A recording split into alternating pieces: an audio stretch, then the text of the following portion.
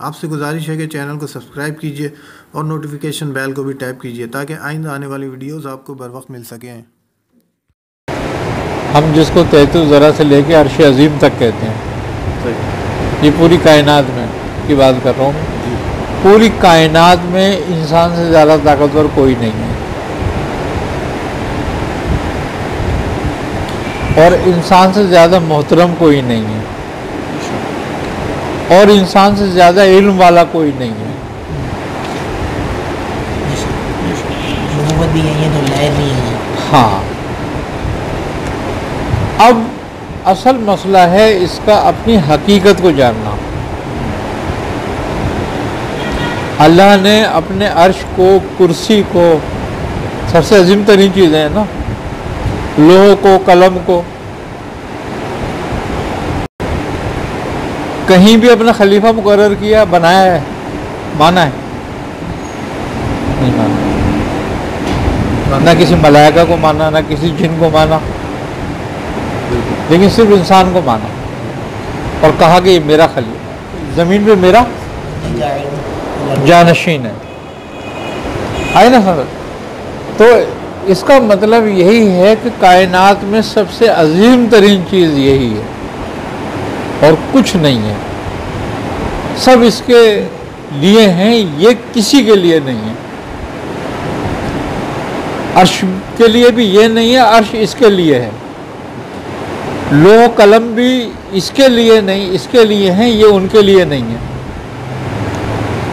آئی نا سمجھ؟ بس اب انسان جو ہے وہ اپنی حیثیت کو نہیں پہچانتا، بس خالی، اور جو چیز اپنی حیثیت کو پہچان لیتی ہے اس کی قدر و منزلت ہو جاتی ہے۔ اب مسئلہ یہ ہے کہ میں کس کے لیے ہوں، بس یہ پہچاننا ہے۔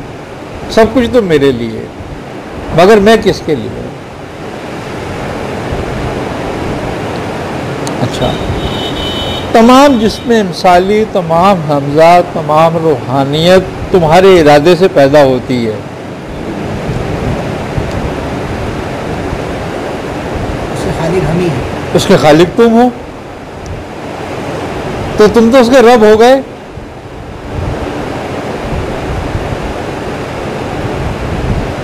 رب کسی کا محتاج ہے؟ نہیں ہے، لیکن ایک بات ضرور چاہتا ہے، کیا؟ کہ تم اس کی عبادت کرو، تم اس کی تعریف کرو۔ اب اس کا تو کوئی کام تم سے نہیں ہے نا، علاوہ اس بات کے، اور یہ بھی اس لیے نہیں ہے کہ تم اس کی عبادت کرو گے تو رب ہوگا، تو رب ہے، لیکن تمہیں بنانے کا مقصد اس کا کیا تھا کہ تم اس کو جان لو، اس کی حیثیت کو پہچان لو کہ وہ کون ہے، کیا ہے۔ ہے نا سمجھ بات؟ تو اب یہ ہے کہ چونکہ تم دنیا میں رہتے ہو، تمہارا ایک مقصد ہے، تو تم ان سے اپنا مقصد حاصل کرنا چاہتے ہو، کس سے؟ جس کو تم تخلیق کر رہے ہو۔ اب وہ خلق کس طرح ہوگی؟ وہ خلق اسی طرح ہوگی جس طرح اس نے خلق پیدا کی۔ اس نے دو کام کرے، ایک ارادہ کیا، دوسرا حکم لگا دیا۔ ٹھیک ہے، تم بھی دو ارادے کرو، کام کرو گے، ایک ارادہ کرو گے اور ایک تسبیح کرو گے، تو وہ خلق پیدا ہو جائے گی، آئے نا، روحانیت پیدا ہوگی۔ اب تمہارے پاس جو قوت کا منبع ہے وہ کیا ہے؟ وہ تمہارا ارادہ، یعنی کہ تمہارا دماغ۔ اس کو صرف ایک زاویے پہ لانا ہے تمہیں۔ قدرت کا جو ارادہ تھا متزلزل نہیں تھا، مستحکم تھا۔ وہ کہتا ہے نا، ہم نے چاہا، میں نے چاہا کہ میں پہچانا جاؤں، تو بس ارادہ کر لیا نا، میں نے چاہا۔ تم جو ہو متزلزل ہو، پھنسے ہوئے ہو وسوسوں میں، اور جب تک متزلزل ہو اور جب تک وسوسے میں پھنسے ہوئے ہو روحانیت پیدا نہیں ہو سکتی۔ ایک مصمم ارادہ کرنا ہے تم نے بس خالی، اور اس سے ہٹنا نہیں پیچھے کبھی بھی، تو تم سمجھ لو اس کے خالق ہو جاؤ گے، روحانیت کے تخلیق ہو جائے گی تمہاری روحانیت تمہارے لیے، جو تمہاری مطیع و فرمانبردار ہو جائے گی۔ تمہارا دماغ جو ہے یہ کیا ہے، ابھی تم اس کو سمجھ بھی نہیں سکتے کہ تم یہ ہے کیا چیز، اس لیے ارادے کو سب سے افضل رکھا ہے، ارادہ سب سے افضل ہے، اسی لیے کہا گیا کہ انما الاعمال بالنیات، نیت ارادہ ہے، اور تمام اعمال ارادے کے تحت ہیں، اور اسی لیے تمہاری ظاہری عبادت کو نہیں بلکہ تمہاری اس خیال اور اس تصور اور اس ارادے کا حکم ہے کہ جو رجوع کرتا ہے، کہ تو رجوع کر، یہ اٹھک بیٹھک مت کر، رجوع کر، اگر رجوع نہیں کرا تو یہ اٹھک بیٹھک کام کی نہیں ہے۔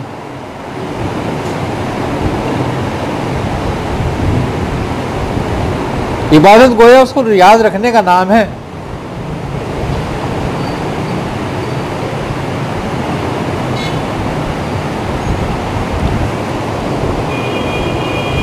تمام امراض اور تمام کائنات پر تم صرف اپنے دماغ سے قابو پا سکتے ہو۔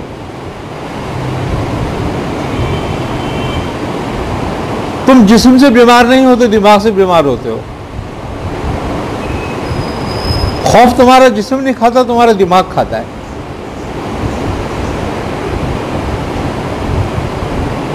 مضبوط تم جسم سے نہیں ہو، اپنے ارادے سے ہو۔ تمہارا سب سے کمزور رشتہ ہے، سب سے کمزور رشتہ، دنیا کا سب سے کمزور رشتہ جو ہے روح اور نفس کا ہے، اور دنیا کا سب سے مضبوط رشتہ ہے، کیونکہ یہ کب ایک دوسرے کو چھوڑ دیتے ہیں کسی کو پتہ بھی نہیں چلتا، اور نہیں تو ساری کائنات لگ جائے چھوڑوانے کے لیے، اس کو چھوڑوا نہیں سکتے۔ تو یہ اتنا مضبوط ہے کہ ساری کائنات لگ جائے تو بھی نہیں چھوٹتا، اور کچھ پتہ بھی نہیں ہوتا ہے کب چھوٹ جائے کسی کو بھی۔ لیکن اگر تمہارا ارادہ پختہ ہے تو تم موت کو بھی ٹال سکتے ہو ایک دفعہ کو۔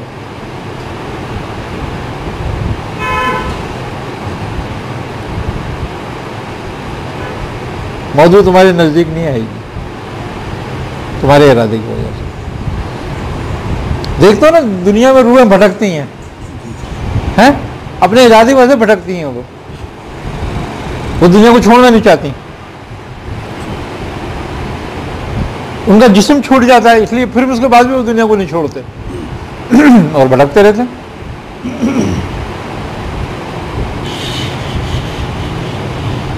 کیوں کہا گیا کہ مومن کو کہ وہ یہ رکھے اپنے دماغ میں کہ دنیا ایک قید خانہ ہے اور میں اس سے نجات چاہتا ہوں، تاکہ اس کی روح اس کے اصل مقام تک جائے۔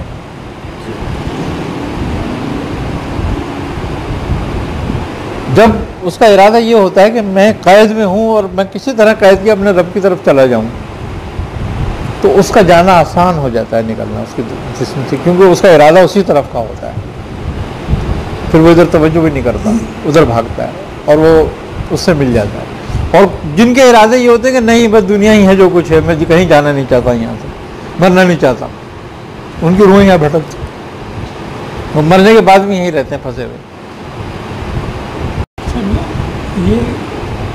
یہ جو اگر کیا یہ والی کیفیت کیسی ہوتی ہے انسان کی کہ جو وہ اپنے معمولات سے، اپنے اصلاح نہ ہونے کی وجہ سے، کیونکہ اصلاح نہیں ہو رہی اور میں نے بہت سارے گناہ کر لیے، اب دعا تو کرنا منع ہے موت کی، لیکن وہ یہ چاہتا ہے کہ میں چل جاؤں، یہ صحیح ہے؟ دیکھو اگر وہ اس لیے جانا چاہتا سمجھتا ہے کہ اور مزید گناہوں سے بچوں،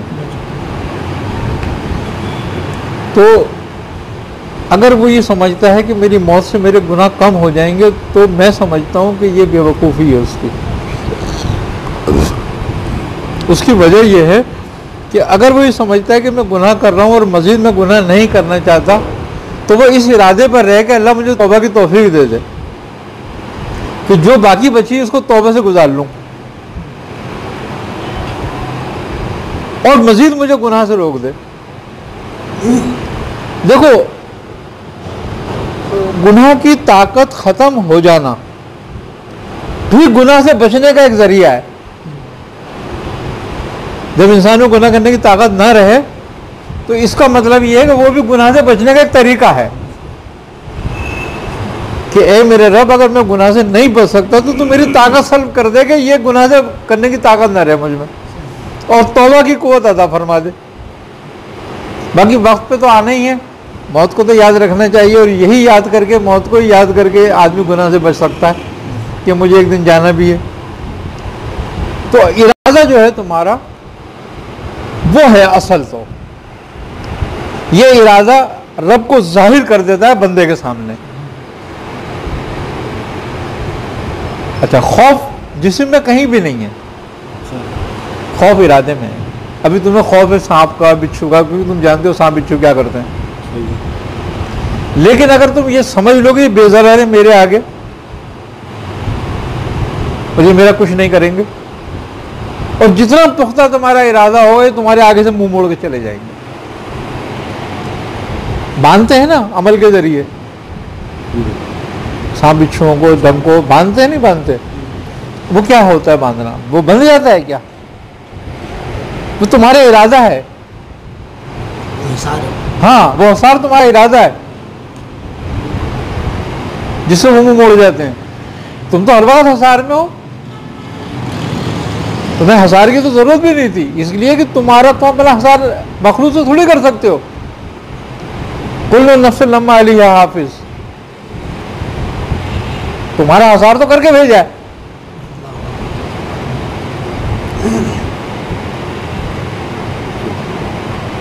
یہ اس ارادے سے قبل جو ہے چاہت کا معاملہ اکثر جو ہے وہ بزرگ فرماتا ہے کہ کوئی آنے والے سائل سے یہ بنیادی سوال لازمی رکھتے ہیں کہ تو چاہتا کیا ہے.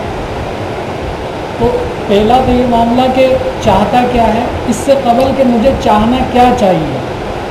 دیکھو چاہتا کیا سوال میں تو اصل میں یہ ہے کہ اس کے ارادے کا علم ہو جاتا ہے کہ اس کا ارادہ کیا ہے, مزید یہ آگے کیا کرنا چاہتا ہے. جیسے رب نے چاہا تو اس کی چاہت کیا تھی کہ میں پہچانا جاؤں. اسی بنیاد پر اس نے تمام کائنات تخلیق کر دی. اور خوبی کی بات یہ ہوئی کہ جس سے پہچانا جانا تھا اس کے علاوہ سب نے اس کو پہچانا.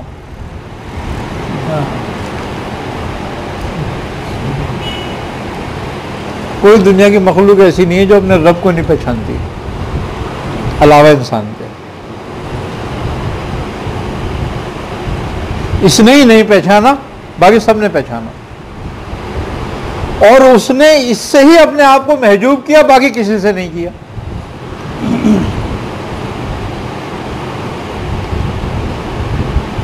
بھائی جب اس کی یہی چاہت تھی, یہی بات تھی کہ میں پہچانا جاؤں, میں جانا جاؤں, تو پھر اس نے اپنے آپ کو محجوب کیوں کیا؟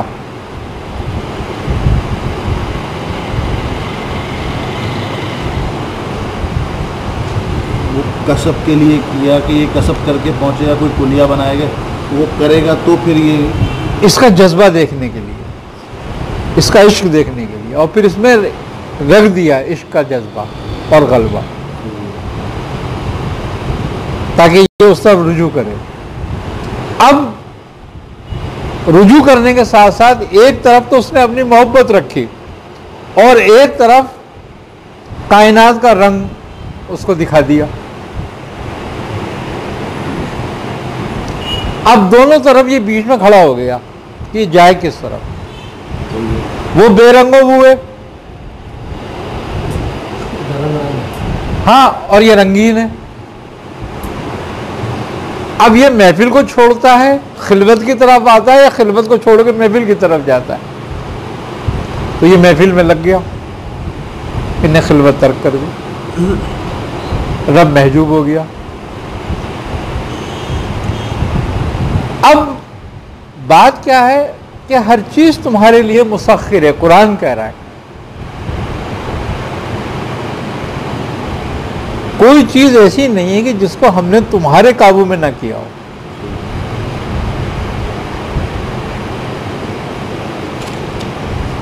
جیسے کہ وہ آیت قرآن پاکی کے سبحان الذی سخر لنا ھذا وما کنا لہ المقرنین, کہ ہم نے ہر وہ چیز تمہارے قابو میں کر دی جو تمہارے قابو کی نہیں تھی.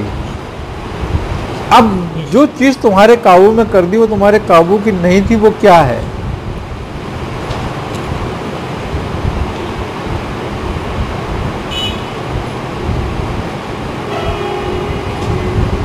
وہ صرف اور صرف اور صرف تمہاری خواہش اور ارادہ ہے.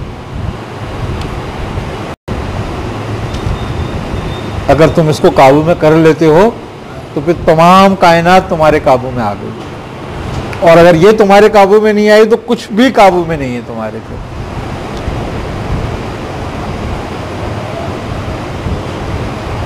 تو وسوسوں سے نکلو. جس نے غیر کو چاہا وہ مارا گیا, سمجھ لو وہ ہلاکت میں پڑا. جس نے بھی غیر کو چاہا تو کلیتاً مخلوق غیر ہے.